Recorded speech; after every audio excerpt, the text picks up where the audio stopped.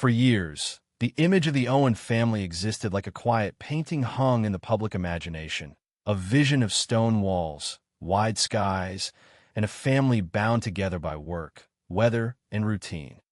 On the remote hills of Yorkshire, life appeared simple, even timeless, as millions watched Our Yorkshire Farm unfold week after week.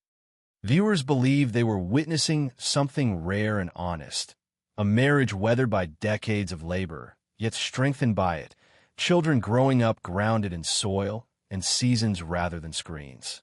Then, without warning, the picture vanished. The show ended abruptly, without a farewell, without explanation, leaving behind a silence that felt heavier than any scandal. It was not just a television cancellation. It was the sudden disappearance of a family that had invited the world into its most intimate spaces, and the unanswered question lingered in the air like fog over the moors. What happened behind those walls when the cameras stopped rolling? At the center of that silence stood Amanda, Owen, and Clive Owen, once celebrated as the embodiment of rural resilience. To the audience, Amanda was vibrant and commanding, a woman who moved through the landscape with confidence and humor, balancing motherhood, shepherding, and television fame with apparent ease. Clive, quieter and more reserved, seemed content in the background, a steady presence shaped by tradition and hard work. Together, they appeared unshakable, a partnership forged through lambing seasons, bitter winters, and the daily grind of running a remote farm. Yet when the program ended and news of their separation followed, the contrast was jarring. There was no public argument, no dramatic revelation, only a muted confirmation that the marriage had dissolved. In a culture accustomed to loud celebrity breakups, this quiet ending felt unsettling, almost unreal. The silence that followed became its own story. Fans speculated endlessly, searching for clues in old episodes, dissecting glances and moments that once seemed ordinary. Was fame to blame? Was exhaustion? Was there a secret that had been carefully hidden from view? The absence of answers created a vacuum, and into that vacuum poured assumptions, projections, and judgment. Yet within the family, the reality was far more restrained and far more painful.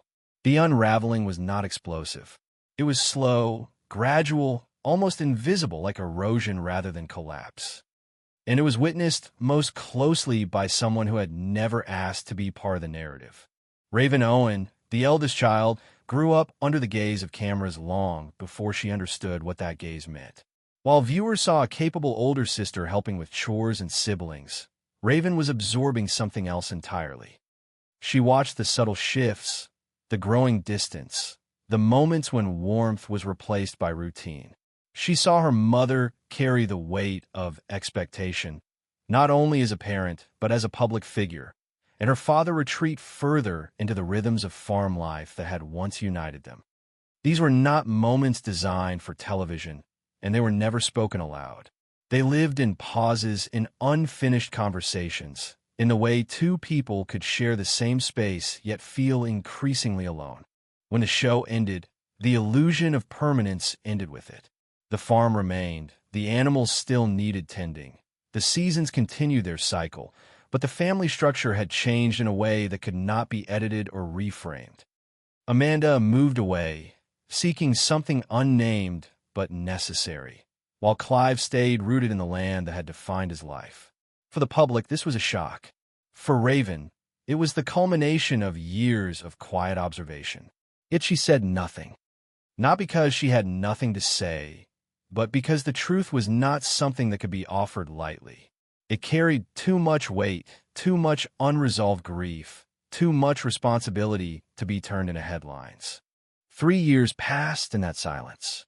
The world moved on. New stories replaced old ones, but the question remained unresolved for those who had once felt invested in the Owen family's journey. Then, in a moment that felt both understated and profound, Raven chose to speak.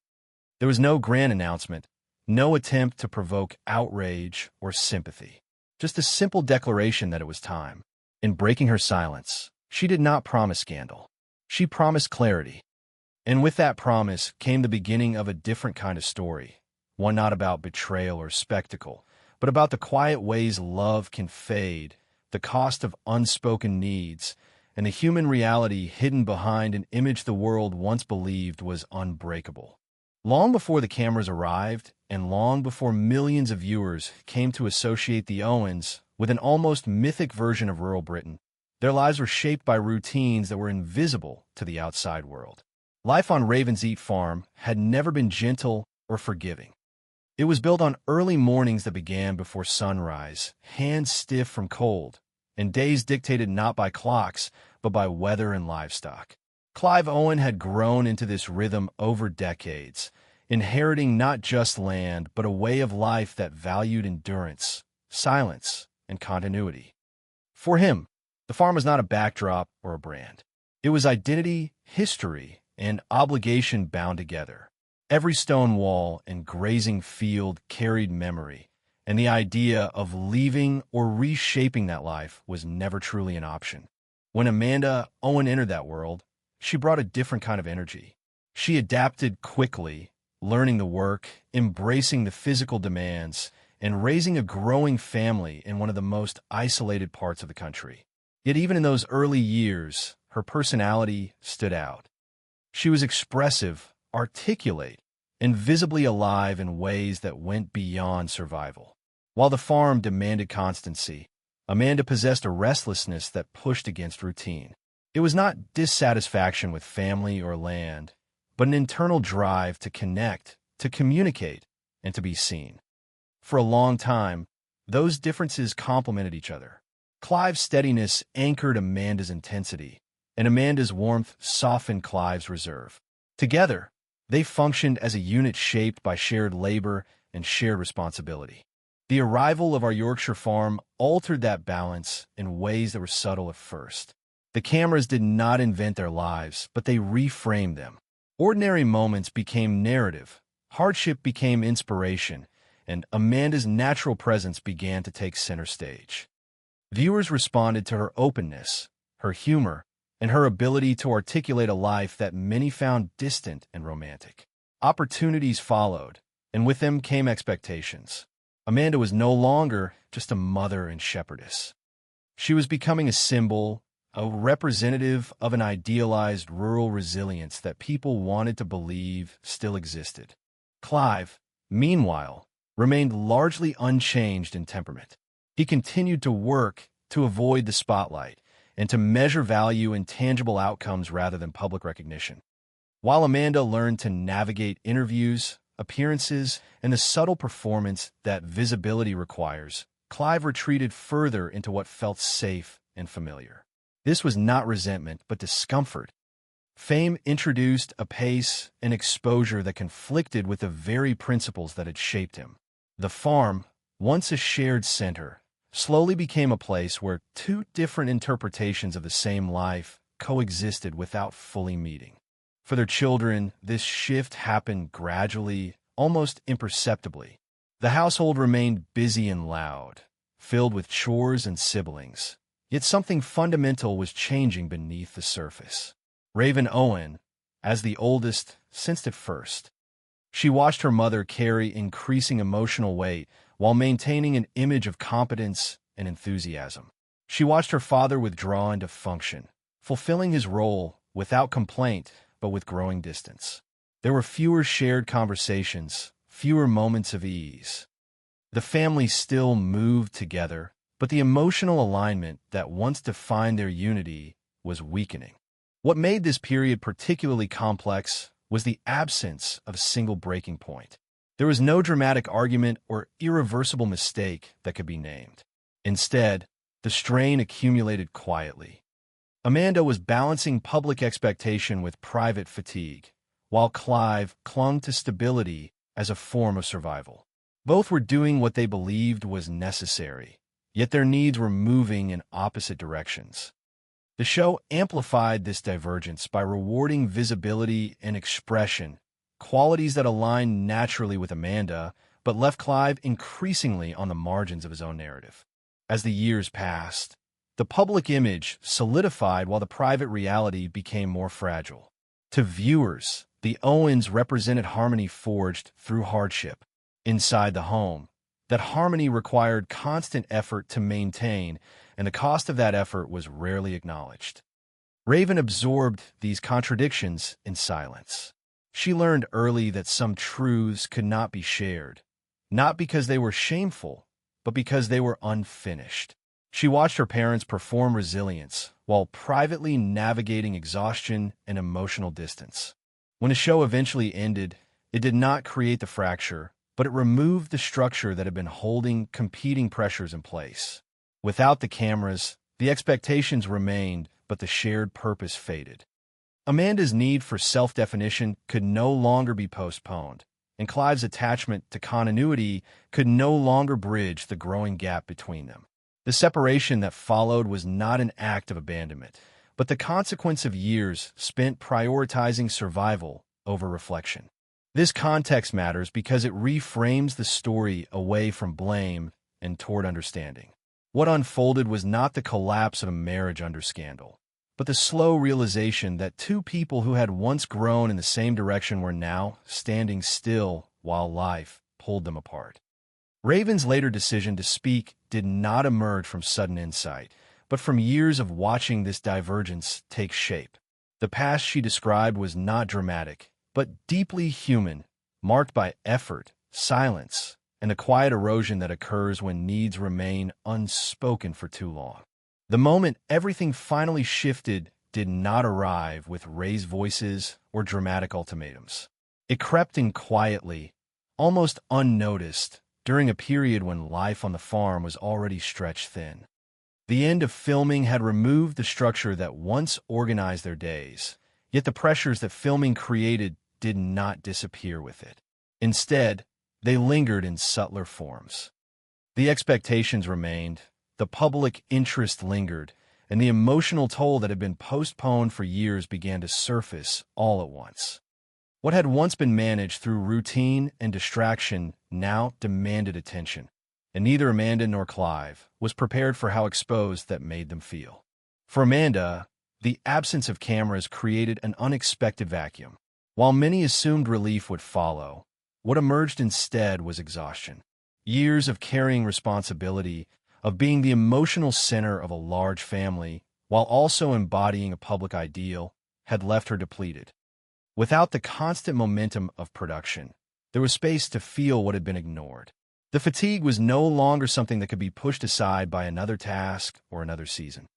It settled in her body and her thoughts, and for the first time, she began to question not her love for her family, but the shape her life had taken. The realization was unsettling. It suggested that endurance alone was no longer enough. Clive experienced this period differently. Where Amanda felt a loss of direction, he felt a tightening of his world. The farm became both refuge and confinement. With fewer external demands, his focus narrowed further onto work and responsibility, leaving little room for emotional processing. He did not articulate his grief or confusion, not because he lacked feeling, but because expression had never been his language. Silence had always served him well, a way to cope without disruption.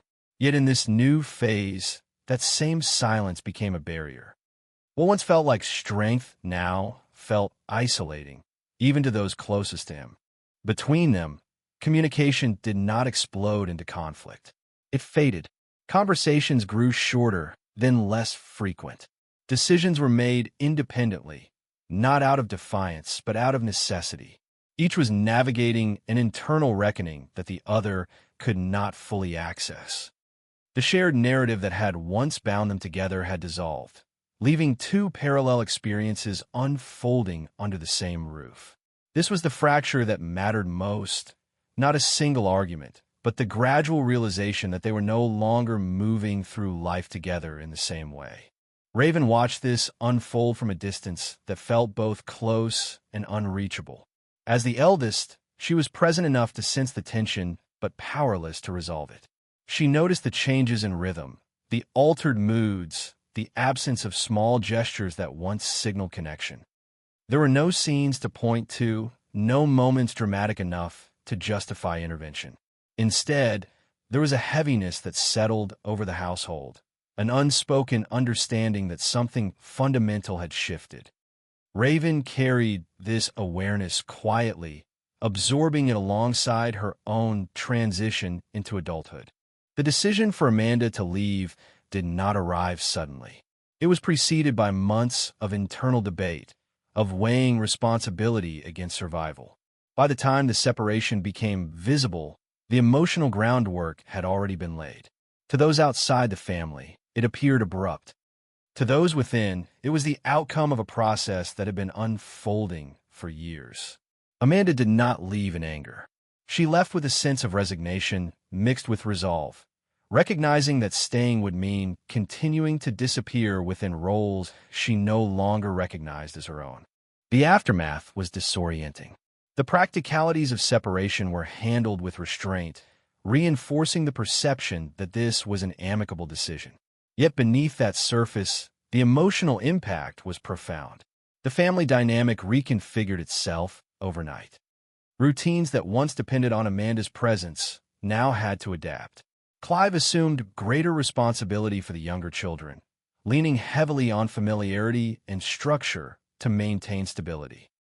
For him, routine became a form of preservation, a way to keep life moving forward without confronting what had been lost. Raven felt the consequences in quieter ways. The separation confirmed what she had sensed for a long time, but also introduced new questions about loyalty, identity, and belonging. She moved between worlds, connected to both parents yet fully at home with neither. The silence that followed the separation was not imposed. It was chosen, an unspoken agreement to protect what remained of the family from further strain. Public speculation intensified, but internally, there was a collective decision to endure rather than explain. During this period, Raven's own life advanced rapidly. She immersed herself in study and work, adopting discipline as a coping mechanism. Progress became a way to justify distance, to transform pain into purpose. Outwardly, she appeared composed, even accomplished. Inwardly, she carried unresolved grief and a sense of responsibility that extended beyond her years. The story of her parents' marriage was still unfinished in her mind, its meaning unclear, its lessons unarticulated. What made this phase particularly difficult was the absence of closure. There was no shared reckoning, no moment when all emotions were named and addressed. Instead, each family member processed the separation privately, in isolation from one another. For Raven, this created a tension that lingered long after the practical adjustments were made. She understood the reasons, yet understanding did not erase the loss. The image of unity that once defined her family had been replaced by something more fragmented and uncertain. Years later, when Raven chose to speak, it was this period she was finally ready to acknowledge. Not as a dramatic turning point, but as the slow culmination of pressures that had been quietly reshaping her family. The truth she revealed was not designed to resolve speculation, but to give form to experiences that had remained unspoken for too long. In doing so, she reframed the separation not as a failure, but as a human response to sustained emotional strain. The story, when told from within, was not about blame. It was about recognition of limits reached and needs unmet, and the cost of carrying them in silence. The separation did not end the story. It changed its weight. What followed was not relief, but a long period of adjustment marked by consequences that reached far beyond the immediate household. The absence of public conflict did not lessen the emotional impact. In some ways, it deepened it. Without a clear narrative to hold on to, each member of the family was left to interpret the loss in their own way, navigating grief without a shared language to express it. The farm, once a place of collective purpose, became a landscape of reminders, each familiar task carrying the echo of what had been. For Clive, the days grew heavier. Responsibility multiplied as he took on more of the parenting role while maintaining the relentless demands of farm work. The land did not pause for personal upheaval. Animals still needed care, fences still needed repair, and seasons continued their cycle regardless of human emotion. This constancy became both anchor and burden. It gave structure to his days, yet offered little space for reflection. The quiet that had once felt natural now pressed in around him, amplifying a sense of isolation he did not know how to articulate. His grief did not announce itself through visible collapse. It manifested as endurance, as persistence, as an unspoken determination to keep everything from falling apart. Amanda's departure set her on a different path, one that unfolded under scrutiny even as she sought privacy. Stepping away from the farm meant stepping into a world that viewed her through a lens shaped by expectation. Every move was interpreted, every choice analyzed. Her efforts to rebuild a sense of self were often misunderstood as ambition or reinvention for its own sake. What appeared to some as liberation carried its own form of loneliness. The roles she had shed were replaced by uncertainty, and the freedom she gained came with the cost of being defined by absence rather than presence. She was no longer the figure anchoring a family narrative, but an individual navigating an identity that had been deferred for years. For the children, the effects were uneven but persistent. The younger ones adapted through routine, anchoring themselves to the rhythms that remained unchanged. For Raven, the impact was more complex. She stood at the intersection of past and future, old enough to remember the family as it once was, yet young enough to be reshaped by what followed. The separation altered her internal sense of stability. The certainty she had grown up with was replaced by a cautious awareness that even the strongest structures could shift without warning. This realization followed her into adulthood, influencing how she approached responsibility, ambition, and emotional vulnerability. Public reaction added another layer to the aftermath. Fans who had once felt connected to the family struggled to reconcile the image they had embraced with the reality that emerged. Sympathy mixed with judgment, curiosity with disappointment. The absence of scandal frustrated those seeking simple explanations. In that frustration, narratives hardened. Amanda was cast as the one who left. Clive was framed as the one left behind.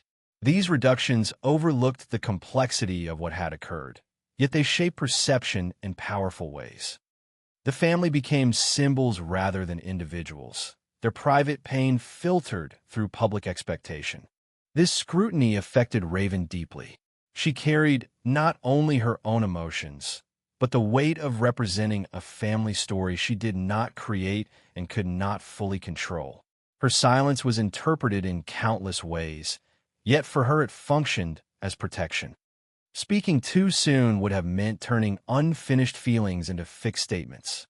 Remaining quiet allowed space for understanding to develop, even if it came at the cost of being misunderstood. In this sense, silence became an active choice rather than a passive absence. The long-term consequences of the separation were not dramatic, but they were enduring.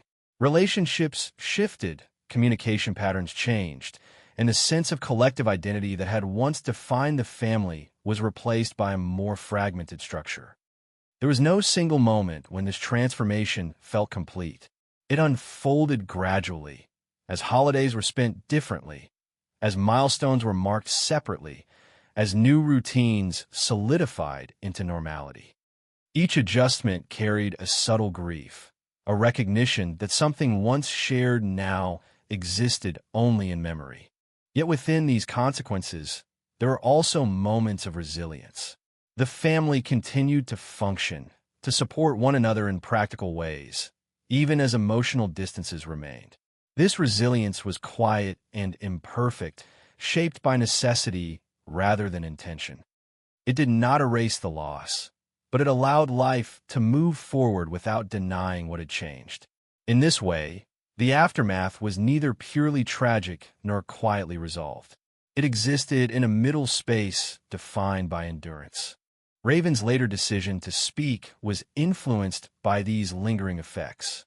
It was not driven by a desire to correct public perception, but by the accumulation of years spent carrying an unresolved narrative. The consequences of silence had reached a point where articulation became necessary, not to reopen wounds, but to contextualize them. By acknowledging the impact of the separation, she offered a way to understand its aftermath not as a failure, but as a transformation with lasting consequences. The story at this stage is less about the separation itself and more about what followed. It is about how individuals adapt when a defining structure dissolves, and how the absence of closure can shape lives in subtle but profound ways. The farm remained, the family endured, but the sense of certainty that once anchored them was gone. In its place stood a more fragile, more honest reality, one that required acceptance rather than explanation. There were stories that never reached the public, moments that unfolded far from cameras and commentary, carrying a weight that only those inside the family could feel. These were not dramatic incidents or revelations meant to shock, but quiet fragments of daily life that revealed how deeply the separation had reshaped them all. In the early months after everything changed, small details became charged with meaning. A chair left empty at the table. A task completed alone that had once been shared. These were the kinds of absences that did not demand attention, yet slowly altered the emotional landscape of the home. Raven noticed them immediately. She returned to the farm during breaks from her studies and felt the difference in the air before anyone spoke. Conversations were polite, practical, carefully contained. There was affection, but it moved cautiously, as if everyone feared disturbing a fragile balance. In these visits, Raven became acutely aware of how much effort it took to maintain normality. Nothing was overtly wrong, yet nothing felt entirely whole.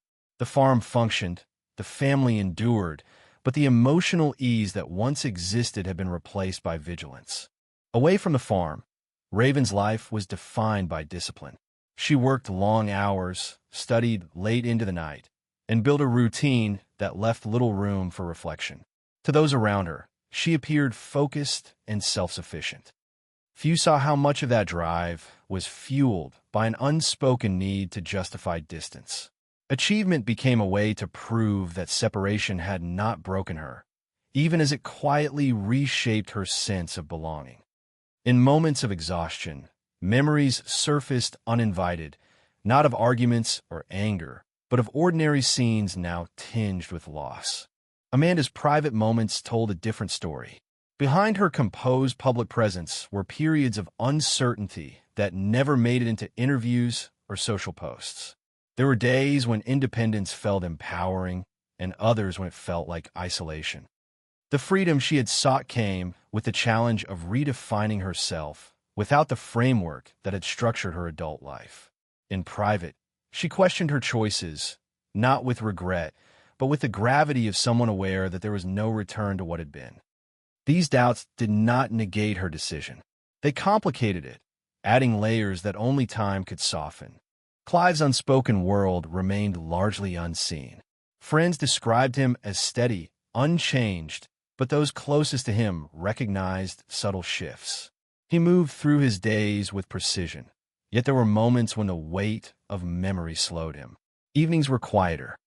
The farm sounds that once blended into background noise now emphasized solitude. He did not speak of loss, but it surfaced in the way he lingered over familiar tasks, as if holding onto routine could anchor something that fell adrift. His grief was not performative. It was functional, woven into work and responsibility. Between all of them existed conversations that never happened. Words that might have clarified feelings were left unsaid, not out of avoidance, but out of a shared instinct to protect one another. Each person carried a version of the same story, shaped by their position within it. This created a distance that was emotional rather than physical, a sense that understanding was close yet just out of reach. For Raven, this was perhaps the hardest part. She understood her parents' choices intellectually, yet emotionally, she felt suspended between empathy and loss.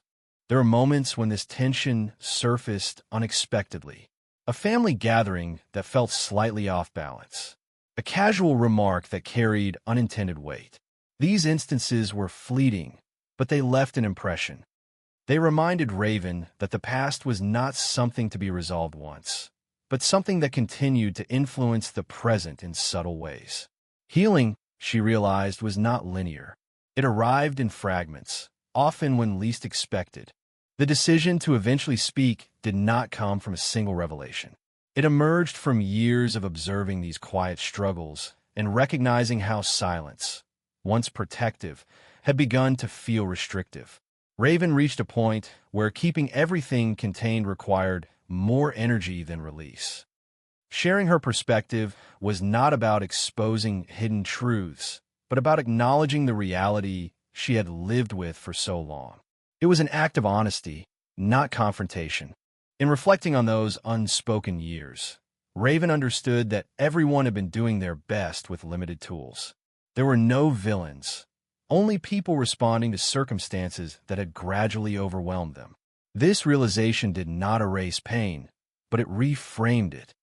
It allowed her to see the separation not as a singular event, but as part of a longer process of change that had demanded adaptation from everyone involved. These quiet stories rarely capture public attention, yet they form the emotional core of the family's experience. They reveal how loss can exist without drama, how resilience can coexist with grief, and how silence can both protect and isolate. By acknowledging them, Raven did not claim closure. She claimed clarity, offering a glimpse into the private realities that had shaped her journey and, in doing so, honored the complexity of a story that could never be reduced to simple explanations. As time passed, the stories surrounding the family began to settle into something quieter, less urgent, yet more enduring. What remained was not the image that once defined them, but the imprint of what they had lived through and what it had taken from each of them. In this stage of reflection, the meaning of it all became less about what ended and more about what was carried forward. The separation no longer stood as an open wound, but as a marker, a point in life that reshaped priorities, values, and the way each person understood themselves. For Raven, this period marked a gradual shift from survival to understanding. Distance from the immediate aftermath allowed perspective to form. She began to see her childhood not only as something lost, but as something that had given her unusual strength. Growing up in a family under constant observation had taught her discipline, adaptability, and emotional restraint. These qualities, once born of necessity, became part of her identity. Yet alongside them came an awareness of cost. She recognized how often she had placed responsibility ahead of vulnerability, how easily she had learned to remain composed even when feeling fractured inside. In that recognition, a different kind of legacy emerged. It was not the legacy of a television show or a public narrative, but the inheritance of resilience shaped by complexity. Raven's understanding of family matured beyond idealized unity. She came to see relationships as living structures that require care, communication, and space to evolve. The quiet failure of her parents' marriage did not destroy her belief in connection. Instead, it refined it. She learned that love can exist alongside separation, that care does not always mean staying, and that endurance without honesty eventually demands a reckoning.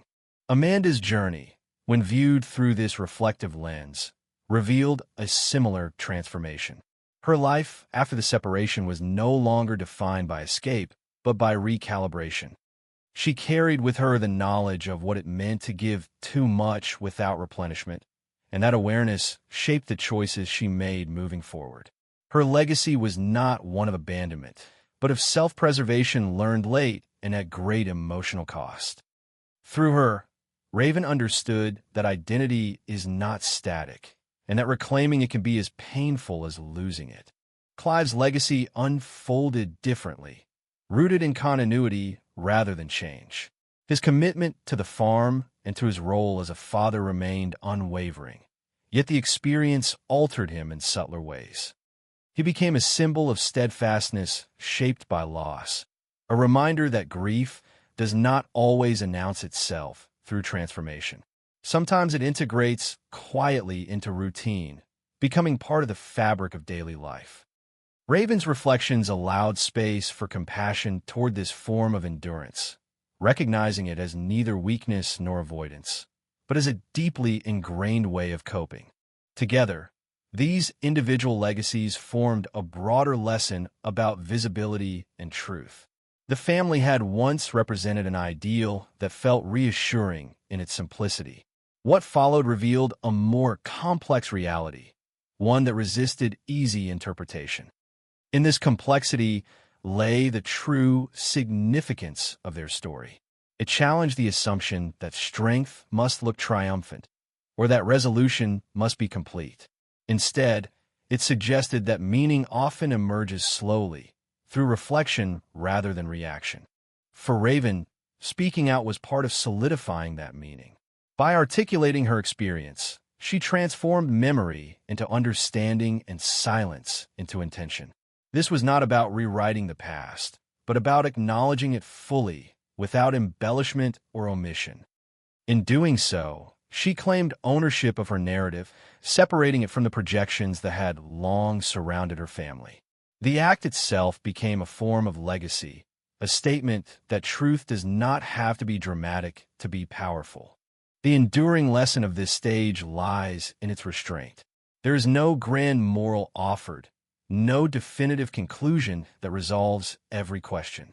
Instead, there is an invitation to consider how lives continue after pivotal moments, shaped but not defined by them. The family story becomes less about what went wrong and more about what was learned in the aftermath. It speaks to the quiet courage required to accept change without erasing what came before. In this sense, the legacy is not fixed. It lives in the way Raven approaches her future, informed by empathy and tempered by realism. It lives in the way Amanda navigates identity with greater awareness, and in the way Clive maintains continuity while carrying unspoken loss.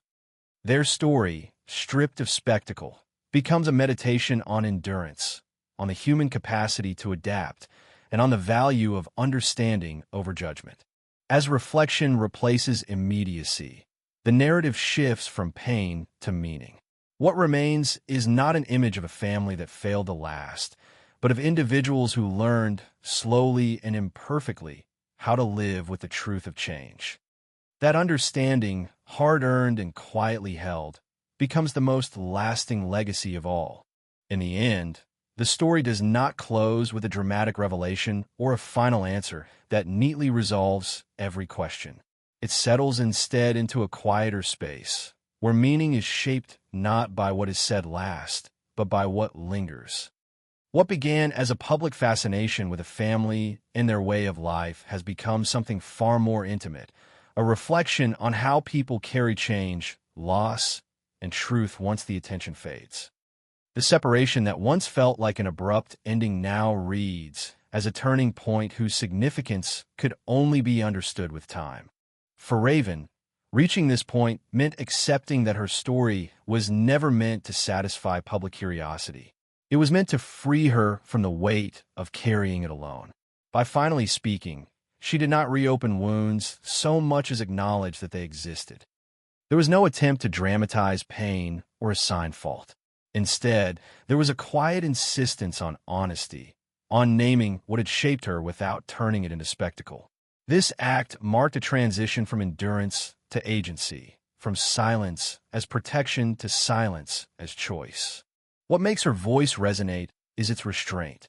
In an era that rewards oversharing and conflict, Raven chose clarity over confrontation. She offered context where there had been speculation and humanity where there had been judgment. In doing so, she reframed the narrative not only for herself, but for those who had once watched her family through a screen and assumed they understood them. Her words served as a reminder that proximity does not equal insight, and that even the most familiar images can conceal complex inner lives. The family's journey, viewed as a whole, resists simple interpretation. It does not conform to the familiar arc of betrayal and redemption. Instead, it unfolds as a study in gradual change, shaped by pressures that accumulated quietly and choices made without malice. The absence of villains in this story is what makes it uncomfortable for some and deeply relatable for others. It asks the audience to sit with ambiguity, to accept that love can persist even when partnerships end, and that responsibility can coexist with the need to step away. As the years pass, what remains is not the memory of a television show or a public persona, but the imprint of lived experience. The farm continues its cycles, altered yet enduring. Lives move forward along paths that diverged but remain connected by shared history. For Raven, the future is no longer defined by what her family once represented, but by how she chooses to integrate that past into who she becomes. Her story does not demand sympathy. It invites reflection. This closing chapter is less about resolution and more about permission. Permission to let go of idealized images, to acknowledge quiet failures without shame, and to understand that healing rarely arrives all at once. It emerges through patience, through reflection, and through the courage to tell the truth when the time finally feels right. In choosing to speak, Raven did not claim the final word. She opened a space where understanding could begin. The story ultimately leaves us with a question rather than a conclusion. How many lives are shaped by moments that never make headlines, by decisions made not in anger, but in exhaustion, by love that changes form rather than disappearing entirely? The answer is not offered outright. It is implied in the spaces between what was shown and what was lived, in the silence that once protected and later demanded release. As viewers, listeners, and readers, we are left to consider our own assumptions about strength, family, and permanence. We are reminded that behind every public narrative lies a private reality that cannot be fully captured or judged from the outside. The Owen story, as told through Raven's voice, becomes less about what happened and more about how people survive what happens, carrying forward what matters while accepting what cannot be reclaimed. And so the story closes not with certainty, but with openness. An openness that honors complexity over simplicity, understanding over accusation, and truth over comfort. It is an ending that does not tie everything together, but instead leaves room for reflection, for empathy, and for the quiet recognition that sometimes the most powerful stories are the ones that resist a clean ending and ask us to sit with what remains.